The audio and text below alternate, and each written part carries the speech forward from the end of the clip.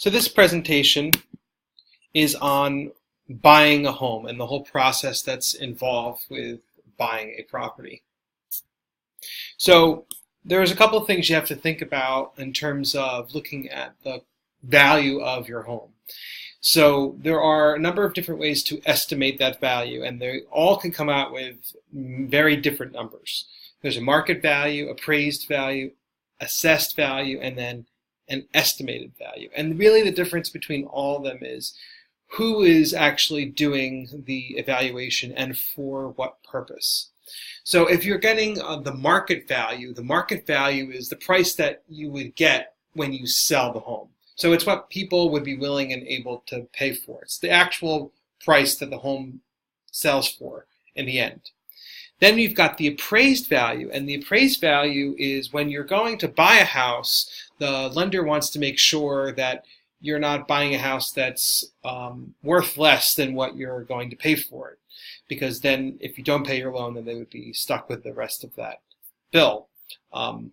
So it's the appraised value. So that appraised value is the value that the lender says that your home is worth. And that's typically going to not be a market value. It's going to be a little bit under a market value. Then we've got the assessed value. And this value is the number that's determined for the purposes of taxing.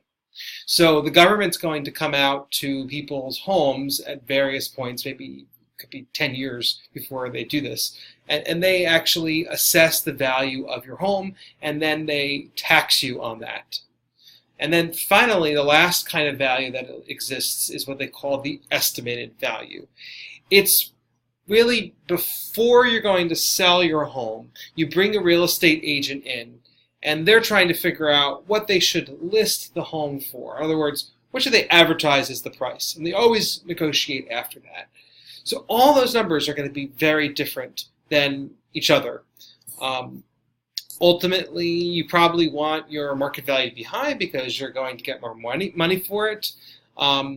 The appraised value, you want to be under what you purchased it, so that way the mortgage company is going to continue to give you the loan. The assessed value, you want it to be the lowest amount that it could possibly be, because it means that if you have a higher amount, you're going to get taxed more. And the estimated value, you and your real estate agent will have to determine that. It's not always correct. How do they determine these values? Sometimes they will do a drive-by. They just drive by the house, look at the home and the surrounding areas. If it's a very costly home, they might go in. And one of the bigger things they do is what they call looking at the comparables. So look at other homes and how much they're worth. And the last piece of this is value and equity. So equity is the difference between the market value and the property and the amount that you actually owe on it. So if you've been paying it off for a number of years, then the amount that you owe is far less, and you've actually increased equity. Equity is something that you want to have because it means that you will be able to sell your home and still earn some money.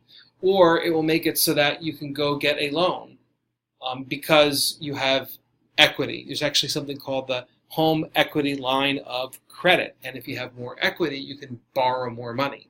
If your home is worth $100,000 and you paid off $50,000 of it already, you have $50,000 in equity. And that means that you can maybe get a loan for a percentage of the value that you have left with the equity. There are some benefits, of course, and some disadvantages of buying a home. You get privacy, you get space, you get personal freedom, and there's also even a tax benefit. For example, you currently can get a tax deduction for the interest that you pay on your loan and also the property taxes that you pay. There are some disadvantages, of course, because you've got to pay that mortgage every single month, and you are responsible for any repairs, while when you're renting, you can just call the landlord. There are a number of different types of loans that you can get. So two big ones would be a conventional loan versus one that you get as an FHA loan. A conventional loan is one that's a typical loan. It's not backed by the government. It's just offered through a bank. And it's usually requiring a 10 to 30% down payment. Most typical is 10% of the total cost of the home. So if the home's $100,000, you need to put down $10,000. Under an FHA loan, a Federal Housing Administration loan, it's backed by the government, and they're the ones that are going to make sure that people pay. They actually can buy an insurance product to protect them against people who default on their loans. And that one has different requirements and a little bit easier in terms of the down payment. Then after that, you've got two different types of loans. You can get a fixed rate mortgage, or you can get an adjustable rate mortgage, which we'll call an ARM. Fixed rate mortgage means that they will determine the interest rate, and then they will keep it for the rest of the loan, rest of the time of the loan. So it won't go up or down in value. And the other kind is an adjustable rate mortgage. And that's usually something that starts off with a low rate in the beginning and then usually goes up and can change as the economy changes. So ARMs are usually going to go up. They might start out low, but then eventually their interest rates can go up and it can balloon.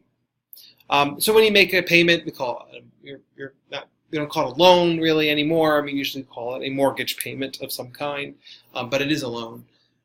It's a monthly payment that you use to pay the principal and the interest. And then usually included in that payment that you make, you also have what they include an escrow account, a special account where you agree for the lender to pay for certain elements of your property. So for example, you might have them pay for your property insurance that mortgage companies require. You have property insurance, because if the home goes on fire, you need to be able to find a way for the bank to be made whole if you need to sell it at some point. And then also they will set aside money for taxes. You can do those things on your own, but you can put them in escrow and have the mortgage company pay them for you. Now, don't forget about the hidden costs when buying a home. There are closing costs. In other words, you have to pay for, in New Jersey at least, you have to pay for a lawyer for the closing costs and the settlement costs. There's a title search that's done. But basically what the title search does is it makes sure that no one else has ownership, a claim of ownership on the property, other than the people that are selling it to you. So the title search needs to be done. There's a company that makes sure that that's actually belongs to the owner itself. There's a credit report, and that costs money. There's a property taxes that you're going to have to pay as you go through the loan. There's homeowners insurance you're going to have to pay as you go through the loan. And now you might have to pay utilities that you didn't before. Some places include garbage, water, sewer, gas, electric, maybe even internet when you rent. But now you're going to have to pay for those things. And some towns will include it in their taxes and other towns will not. Like, for instance, some towns will include garbage. Other towns will make you pay for a separate company that will come out. And then any maintenance and repairs that are done on your home, you're going to have to pay for. When you go and you buy a home, you have two basic choices in terms of finding the property. You can work with an agent or you can buy on your own. Now, working with an agent, they have a lot of connections that will help you find homes. This is their job. This is the number one thing that they do. And they'll assist you in the purchasing, the financing, the closing. They'll help you through the whole process. You probably will need a lawyer, and in New Jersey it's required. Some states it's not. But what they get in return is a commission. They get a percentage of the home sale price, and it's usually between 5 and 7%. So if you don't go with a real estate agent, you won't have to pay that fee, and likely it means that you'll have a lower price on the home. And the seller would not also have to pay commission, so they might be more willing to sell it to you at a lower price because they're not going to have to pay that 5%, 7%, because they pay as well on their end. And you could still seek advice from people, such as a lawyer, to make sure that your interests are protected as well. When you've decided that you like that home and you want to buy it, you're going to have to make an offer.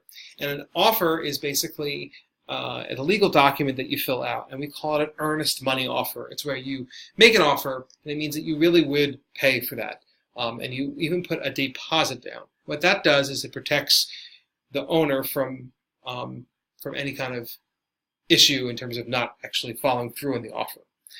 And then they can make a counter offer, and that means that they looked at what your price was, that you said the home was listed because it was based on the value that the real estate agent came up with, and that was $100,000, but you make an offer for $80,000. They can counter with $90,000, and usually you meet hopefully somewhere in the middle between the two. Now you're going to buy the house. So you have to think about a number of things in terms of buying the house. You have to put down a down payment, usually about 10% or so. And they have to be able to know where that money is coming from. So sometimes it does come from relatives or parents. So they usually try to make sure that the money is free and clear. And because you're not allowed to borrow the down payment. They want to make sure that you're not overextended in terms of purchasing the home. Then you got to complete the application for the loan. They have to check your credit. The lender has to judge to see whether or not you have a good debt to income ratio, and usually you can't exceed 25 to 35% of your take-home pay. And then the real estate agent, the real estate appraisal is done. They send someone out from an institution to assure the bank that the property is worth more than what the loan is making. And if it's not, then they won't give you the loan. And then after that, they do a title search just to make sure that no one else has any claim of ownership on the property. They go back in and take a look at the records. And there's even an insurance company that protects the person who's buying the house from finding out later that someone else had ownership on the house other than the person who's selling it to you. It's called title insurance. And then finally, you will end up with a deed, which is a legal document which transfers the ownership from one person to another. And then you would have had a home. Congratulations.